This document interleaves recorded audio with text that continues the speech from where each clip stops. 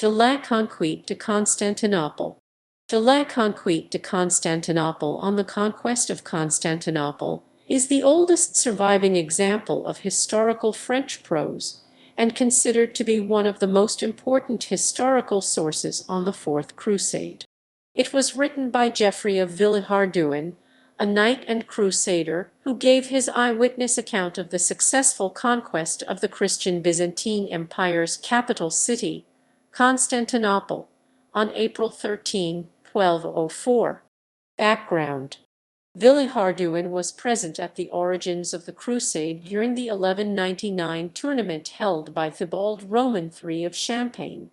Throughout the 5-year crusade he acted as an envoy, an ambassador, a councilman, and even a military leader at the Battle of Adrianople in 1205.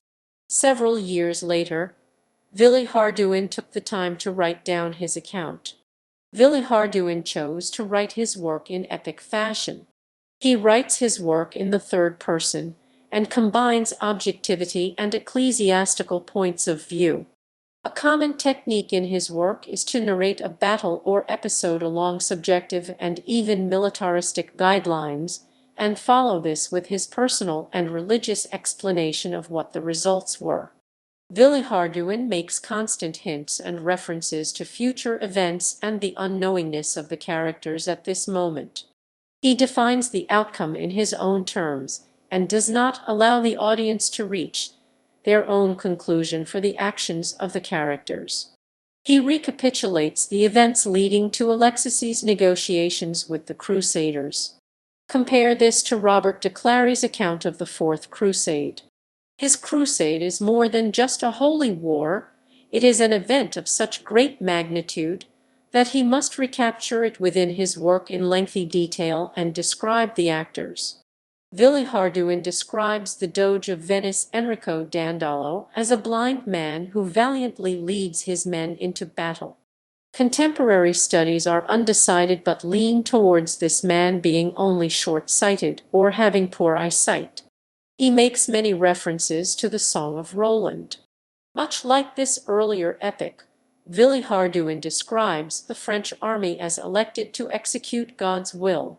When Villehardouin describes how Count Louis refuses to leave the field, Villehardouin's words, while sometimes accurate and other times not, present a vivid personal account of the Fourth Crusade. From the outset, Villehardouin states that he is a pilgrim, but he never explains this tenet of the Crusade.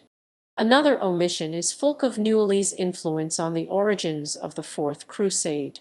Villehardouin merely reports of the successes of his work. A misleading portion of the book is Villehardouin's treatment of the envoy and negotiations that lead to Venice being the central port for the Fourth Crusade. Many historians have described the calculation by Villehardouin on the number of men and horses needed as chivalrous enthusiasm combined with Christian idealism. Villehardouin claims that it is in fact the Venetians who were outwitted, but Villehardouin has overcalculated. Only 11,000 showed up instead of over 33,000 as planned. Villehardouin directs attention to crusaders possibly leaving from other ports. Villehardouin captures the council at Zara with specific detail, and so creates a negative view of this portion of the crusade. He describes how Zara's citizens pleaded with the crusaders not to attack a Christian city, and gives an unbiased description of the looting by the crusaders. He also points out that the French would not attack Zara, and that many deserted the crusade. This attitude continues with his description of the siege at Constantinople as well. He is appalled at the actions of the crusaders and describes the destruction and thefts. He claims that Constantinople had prized and ancient relics equivalent to the rest of the world combined. Throughout his book, Villehardouin shows an understanding of history and of Greek culture that allows for a more complete view. A sample text from the Chronicle. The first paragraphs from the Chronicle are copied here. Sacis que mil cent quater vints et dix huit ans après l'incarnation Nostre Seigneur Jesus Christ, altens innocent toi, apostole de Rome, et Philippe, roi de France et Richard, roi d'Angleterre, at un saint home in France qui at nom folks de Neuilly. Sil Neuilly's siet entre Lagny sur Marne et Paris. Et il air prester et tenoit la paroich de la ville. Et sil folks don't vous dit, comenco a parler de Dieu par France et par les autres terres in tour, et nostre sires fist maint miracles pour lie.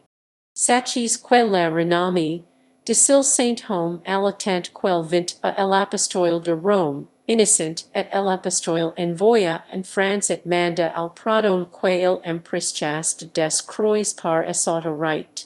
Et après y envoya un soon cardinal, Maester parent de chaps, croisi, et manda par le pardon tel cum vos durai, tuit sil quisi croisirorient et ferorient le service Dieu en elost, serorient quits de tas les peches que il avoyant phase, don't il serorient confess. Pour si que sil pardons fu ici grants si sns murent mult li cures des gens, mult essen croisirent pour si que li pardons si grams. In translation, be it known to you that 1197 years after the incarnation of our Lord Jesus Christ, in the time of Innocent Pope of Rome, and Philip King of France, and Richard King of England, and this said folk began to speak of God throughout the Isle de France, and the other countries round about, and you must know that by him the Lord wrought many miracles. Be it known to you further, that the fame of this holy man so spread, that it reached the Pope of Rome, Innocent, and the Pope sent to France, and ordered the right worthy man to preach the cross the crusade by his authority.